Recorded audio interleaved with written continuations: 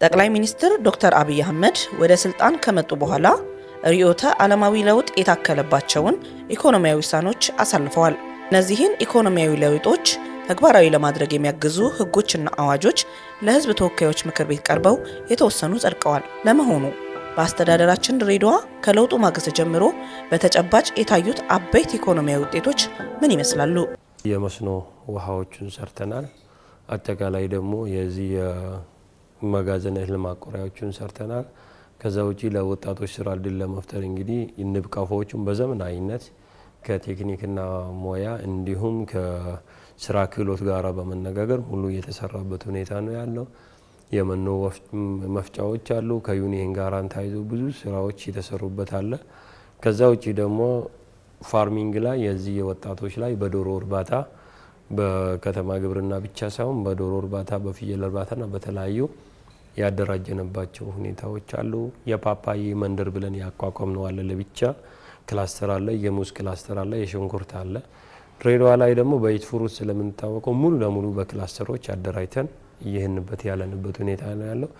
4 ክላስተሮች ናቸው ያሉት። 38 ገጠር ቀበሌዎች ናቸው በ4 ክላስተር የሚጠረነፉ። ስለዚህ ሙሉ ለሙሉ በገጠርም በዩራፕ መንገድም ጭምር እያስገባንላቸው እየጠረግንላቸው ነው ያለው። እድል ፈጠራዎች አሉ።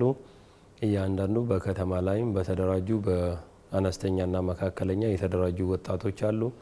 በዛ ልክም ደግሞ በሌሊት ተሽከርካሪዎች ላይ ከ500 በላይ የሚሆኑ የሌሊት ተሽከርካሪዎች ወጣቶች ስራ እድል የተፈጠረላቸው አለ። ከዛ ውጪ አሁንም ቢሆንም በተለያዩ ፋብሪካዎች፣ ኢንዱስትሪዎች በማስፋፋት ላይ ነው የሚገኙት። አንዱ የድሬዳዋ ትልቁ ነፃ ንግድ ቀጠና በክቡር ጠቅላይ ሚኒስትራችን መሰረተ ድንጋይ የተጣለበት አንዱ እሱ ነው። ነፃ ንግድ ቀጠና በኢትዮጵያ ደረጃም የመጀመሪያም ስለሆነ ማለት ነው። ሁለተኛ ድራይ ፖርቱ አለ።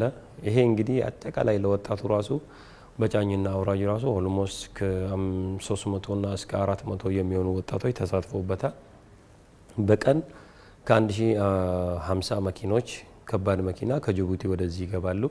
እንደ አስተዳደርም ደግሞ የተለያዩ ፕሮጀክቶችን ሰፋ ያሉትም ለወጣቶች እያንዳንዱ በተርኒኪም እያስለማመናቸው በባቡር በሰልጥኖ ለግል ካምፓኒዎች የገቡ ወጣቶች አሉ። ዘንድሮ ላይ ራሱ ኦልሞስት ከ10 ሺህ በላይ በቋሚ ወጣት ስራ እድል ፈጠራ የፈጠርንላቸው ወጣቶች አሉ። በጊዜያዊነት ኦልሞስት ከ5 ሺህ በላይ የሚሆኑ ናቸው።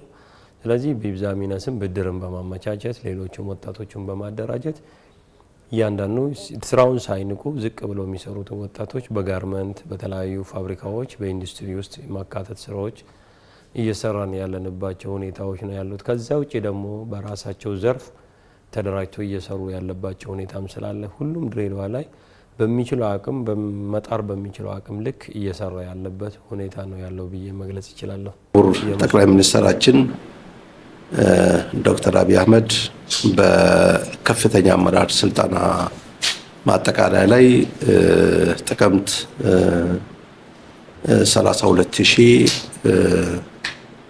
30/2018 ዓመተ ምህረት ወደ 7 ወይም 6 እስከ 7 የሚሆኑ ዋና ተግባራት እንዲሁም ደግሞ ከ40 በላይ ንዑሳን ተግባራት በኢኒሼቲቭ ደረጃ ሊሰሩ የሚገባቸውን አቅጣጫ ያስተላለፉበት ሁኔታ ነበር።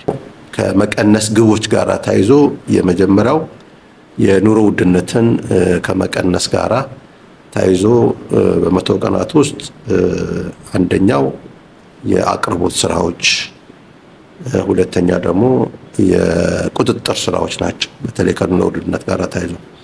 ስለዚህ ከአቅርቦት ጋር ተያይዞ የመጀመሪያው የፋብሪካ ምርቶችን፣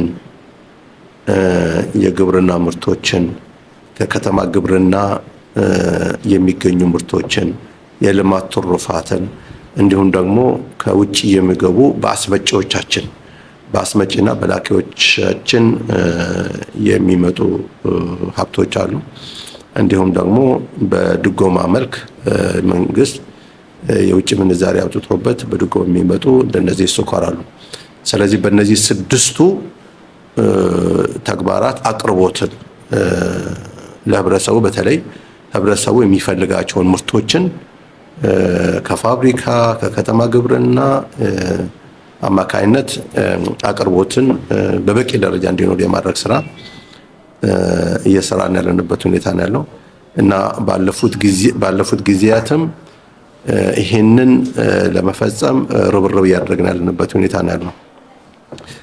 ስለሆነም በተለይ ከፋብሪካ ምርቶች ጋር ተያይዞ በድሬዳዋ ላይ ምግብና ምግብ ነክ የሆኑ ምርቶችን በበቂ ደረጃ እንዲያቀርቡ በሸማች ማህበራት በኩል እንዲቀርቡ የማድረግ ስራ እየተሰራ ያለበት ሁኔታ ነው ያለው። ሌላው ደግሞ የግብርና ምርቶች ነው። የግብርና ምርቶች በሁለት መልኩ ነው። በተለይ አትክልትና ፍራፍሬ የሆኑትን ከአቅራቢያ የሚገኙ የድሬዳዋ አካባቢ ያሉ ግብርና ምርቶችን የማቅረብ እንዲሁም ደግሞ ከሌሎች ክልሎችም ምርት የማቅረብ ስራ እየሰራን ያለንበት ሁኔታ ነው ያለው። በተለይ የሰብል ምርቶችን ከአቅራቢያ ከአማራ ክልል ከደቡብ አካባቢ የሚገኙ 4-5 ክልሎቻችን እንዲሁም ደግሞ ከኦሮሚያ ክልል ምስራቅና ምዕራብ ሐረርጌ አካባቢ ላይ ምርቶችን የማስገባት ስራ እየሰራን ያለበት ሁኔታ ነው ያለና በሁሉም ወረዳዎች ላይ የሰንበት ገበያ እንዲጠናከር የማድረግ ስራ የሰራበት ሁኔታ ነው። የሰንበት ገበያው ቀደም ብሎም ሲሰራበት የነበረበት ሁኔታ ነው። ግን ያንን ዳግም መልሶ የማድረግና የማጠናከር ስራ የሰራ እንደነበረ ሁኔታ ነው ያለው። ቀደምት በንግድ ቀጠናነት የምትታወቀው ድሬ በንግድ ስራ ማማ ላይ ተቀምጦ ለዕለት ጉርሱ ሳይሆን ለትርፍ ንዋይ ያስብ የነበረው ነዋሪዋ በጊዜ ሂደት ተቀዛቅዞ ወደ ኩስመና የገባበትን ወቅት ታሪክ በማድረግ ወደ ቀድሞ ቁመናዋ በመመለስ ላይ ትገኛለች። የፖለቲካ፣ የኢኮኖሚ፣ ማህበራዊ ስብራቶችን በአግባቡ ተገንዝቦ ቢያንስ እነዚህን ችግሮች ሊቀርፉ የሚችሉ ትላልቅ ሀገራዊ ርዕይ አስቀምጦ እየሰራ ያለ መንግስት ነው ማለት ነው። እንግዲህ አብዛኞቹ በክቡር ጠቅላይ ሚኒስትራችን የተሰጡ አቅጣጫዎች በሁሉም ማለት በሚችል መልኩ ወደ እቅድ ተመልሰው ወደ ስራ ተገብቷል ማለት ነው። እንግዲህ እነዚህ ስራዎች አብዛኛው እንደምናውቃቸው በተለይ የሚያተኩሩት የፕራይም ሚኒስትራችን ኢኒሺዬቲቭ የሆኑትን እንደ ሀገር የጀመርነውን ሁለንተናዊ ብልጽግና የማረጋገጥ ጉዟቸውን ሊያሳኩ የሚችሉ ፕሮጀክቶች ናቸው። እንዲሁም ደግሞ በተለይ የዜጎቻችን የኑሮ ሁኔታን የሚለውጡ ድህነትን የሚቀንሱ በከተማም በገጠርም ማለት ነው የምግብ ዋስትናችንን ሊያረጋግጡ የሚችሉ ብሎም ደግሞ ከከተማችን አንጻር ደግሞ የከተማን ውበት የሚጨምሩ ለምሳሌ የከተማ ኮሪደር አንዱ ስራ ነው ማለት ነው። እንግዲህ እንደ ድሬዳዋ አስተዳደርም እነዚህን ኢኒሼቲቮች በባለቤትነት አስተዳደሩ ይዞ እየሰራ ነው ያለው ማለት ነው። በስራ እድል ፈጠራ የተካኑ በርካታ ወጣቶችና ሴቶች በስራና ክህሎት ቢሮ የተመቻቸላቸውን እድል በመጠቀም ስልጠናዎችን በመውሰድ ከራሳቸው አልፈው ለሌሎች ህይወት የብርሃን ጮራን ሲፈነጥቁ በቴክኖሎጂ ተወዳዳሪ ሆነው የከተማችንን ስም ሲያስጠሩ ለማየት በቅተናል። ሀገራችን የኢኮኖሚ እድገትን በተለይ በለውጡ ማግስት ከየት ወዴት የሚለውን በስፋት ማየት እንችላለን ማለት ነው።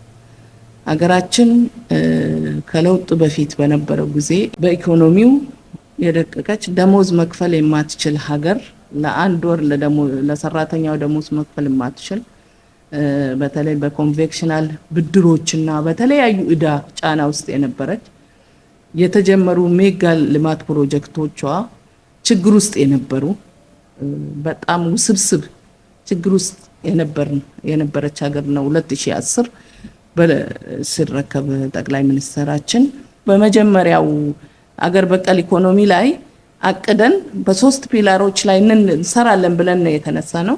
አንደኛ የማክሮ ኢኮኖሚ ስብራትን አሰራርና ስርዓትን በማሻሻል ከስብራቱ ለማዳን ነበር። በዚህም ደግሞ ትልቅ ለውጥ ያገኘንበት ነው። ሁለተኛ የኢንቨስትመንትና የንግድ ስርዓታችን በማዘመን በኢትዮጵያ ውስጥ ኢንዱስትሪዎች ኢንቨስትመንቶች እንዲስፋፉ የአሰራር ስርዓት ማነቆ የሆኑ ችግሮችን በመፍታት ለግል ዘርፉ ትኩረት በማድረግ መንግስት ለግል ዘርፉ በማመቻቸት ግል ዘርፉ ተሳትፎ ድርሻ እንዲያድግ በማድረግ ወደ ስራ የገባንበት ነው። እነዚህ ምርታዎች ሁሉ እንደ ሀገር የጀመርናቸው የማምረት አቅማችንን የኢንዱስትሪና ኢንቨስትመንት ስርዓታችንን ማሳደጋችን የውጭ ምንዛሬን ማስቀረታችን ከተረጂነት በተለይ እንደ ሀገር ስንዴ እየተሰፈረልን ከመኖር ያንን ተረጂነትን ቀንሰን አንደኛ በህዝባችን ላይ አመለካከት ለውጥ በማምጣት 2018 ላይ ሙሉ በሙሉ ኢትዮጵያን ከተረጂነት እናላቅቃለን ብለን ማህበረሰባችን የተረጂነት ስሜቱን ከውስጥ እንዲያወጣ በማድረግ እየተሰራ ያለው አንዱ የኢኮኖሚ እምርታ ነው። ከ50,600 ሄክታር በላይ የተሰሩ የአፈርና ውሃ ጥበቃ ስራዎች ምክንያት የከርሰ ምድር ሀብት እንዲጎለብት፣ የአፈር ለምነት እንዲሻሻል፣ የጎርፍና የድርቅ ተጋላጭነታችን እንዲቀንስ ከማስቻሉ የተነሳ ምርትና ምርታማነት ላይ እምርታዊ እድገት በማምጣት ለዘርፉ የሽግግር ስኬት መሰረት ከመሆኑን ባሻገር ለበርካታ ዜጎች የኑሮ መሻሻል ከፍተኛ አስተዋጽኦ አድርጓል። የግብርና ምርትና ምርታማነት እንዲያድግ፣ የጎርፍ አደጋ እንዲቀንስ፣ ደርቀው የነበሩ ምንጮች እንዲጎለብቱና ለመስኖ እርሻ ልማት፣ ለአረንጓዴ አሻራ፣ በሌማት ትሩፋት ለምንሰራቸው ስራዎች ምቹ ሁኔታ እንዲፈጠር ተደርገዋል። ዜጎች ከጊዜ ወደ ጊዜ የገቢ መጠናቸውን በማሳደግ በታማኝነት ግብር መገበር የስልጣኔ መገለጫቸው አድርገውታል። ግብር ለሀገር ክብር እንዲሉ የሀገርን ሉዓላዊነት ለማስከበር የእያንዳንዱ ዜጋ ኃላፊነት እንደመሆኑ እንደ ታላቁ ህዳሴ ግድባችን ሁሉ መላው ህዝባችን የጋራ መግባባት የሚይዝበት ሌላው ሀሳብ ቢኖር ግብርን በወቅቱና በታማኝነት መክፈል ሆኗል። ከኢኮኖሚ ሉዓላዊነት ጋር በተያያዘ ትልቁ የተለየው ዘርፍ ነው ግብ ነው። ሉዓላዊነትን ማረጋገጥ፣ የሀገራችን ሉዓላዊነት የኢኮኖሚ ሉዓላዊነት ማረጋገጥ የሚል ትልቅ ግብ አለ። ከዚህ ጋር በተያያዘ ያው እንዳስተዳደር ገቢን በራስ የመቻል አንደኛው ኢኮኖሚ አንኳር ሀሳብ ነው። ከዛ አንፃር ከፍተኛ ርብርብ እየተደረገ ነው ያለው ሉዓላዊነትን በኢኮኖሚ የማስጠበቅና ከተማችንን ሁለንተናዊ የህዝባችንን ፍላጎት አረጋግጠን ሁለንተናዊ ብልጽግና ማረጋገጥ ላይ ከፍተኛ ሚና ያለውን የገቢ ዘርፍ ኢኮኖሚ የሚያመነጨውን መሰብሰብና ከዛ ብሎም ከተማችን ወጪ በራሷ እንድትሸፍን የማድረግ ጥረት እየተደረገ ነው ያለው። በዚህም ረገድ የድሬዳዋ አስተዳደር ከባለፈው ከለውጥ አመራር መምጣት በፊት የነበረው የወጪን የመሸፈን አቅም ከ50% በታች ነበረ። አሁን ዛሬ ላይ 78% የወጪያችንን የመሸፈን አቅም አዳብረናል። አንድ ሀገር ኢኮኖሚያዊ እድገቷን ለማፋጠን ከዜጎች የሚሰበሰበው የገቢ ግብር ቁልፍ ሚና አለውና ከዕዳ ወደ ምንዳ የመሸጋገሪያ አንዱን መንገድ ይኸው ነው።